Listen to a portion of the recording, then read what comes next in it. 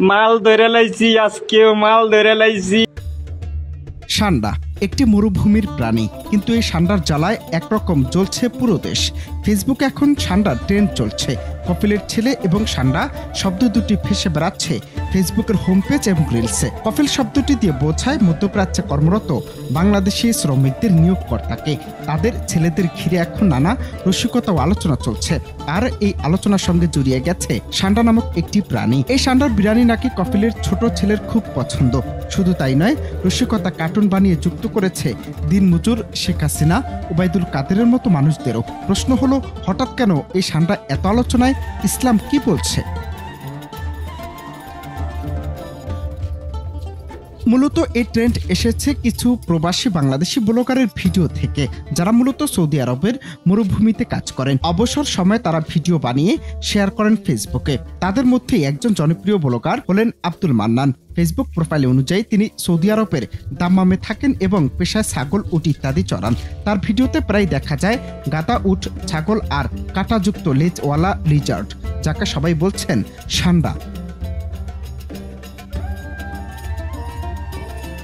এখন বিষয় হচ্ছে, সান্ডা কি? তথ্য অনুযায়ী সান্ডা আসলে স্পাইনি টেলড লিজার্ড বা কাঁটাযুক্ত লেজওয়ালা টিকটিকি। এর বৈজ্ঞানিক নাম ইউরোমাস্টিক্স। এটি এগামিটি গোত্রের অন্তর্ভুক্ত।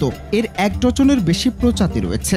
এভাবে সান্ডা কোনো নির্দিষ্ট প্রাণীর নাম নয়, মরু অঞ্চলে বাস করা এই গোত্রের বেশ কয়েকটি প্রজাতিকে বোঝাতে ব্যবহৃত হয়।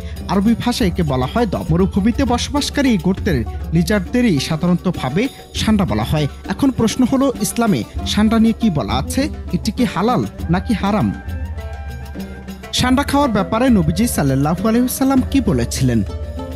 আব্দুল্লাহ ইবনে আব্বাস রাদিয়াল্লাহু তাআলা আনহু থেকে বর্ণিত, তিনি বলেন, আমিও খালিদ ইবনে ওয়ালিদ রাদিয়াল্লাহু তাআলা আনহু রাসূলুল্লাহ সাল্লাল্লাহু আলাইহি ওয়াসাল্লামের সঙ্গে উম্মুল মুমিনিন হযরত মাইমুনা রাদিয়াল্লাহু তাআলা আনহার বাড়িতে গিয়েছি। তখন ভুনা দ্রব্য বা সান্ডা আনা হলো। আল্লাহর রাসূল সেদিকে হাত বাড়াচ্ছিলেন। মাইমুনা রাদিয়াল্লাহু তাআলা আনহার বাড়িতে উপস্থিত নারীদের একজন বললেন, আপনারা আল্লাহর রাসূলকে জানান তিনি কি খেতে যাচ্ছেন।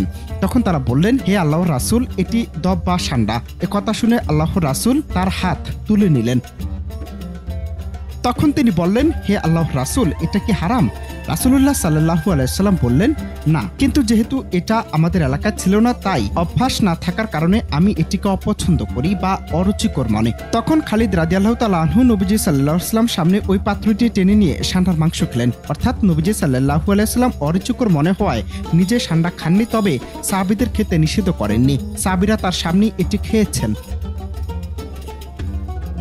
যদিও আবার ফকিহ বা ইসলামী আইন বিশারদগণ সান্ডা খাওয়ার বিধানের ব্যাপারে মতভেদ করেছেন। হানাফি ফকিহদের মতে সান্ডা খাওয়া হারাম, কারণ এটা তাদের দৃষ্টিতে খাবাইশ বা নাপাক বা অরুচিকর প্রাণীর অন্তর্ভুক্ত।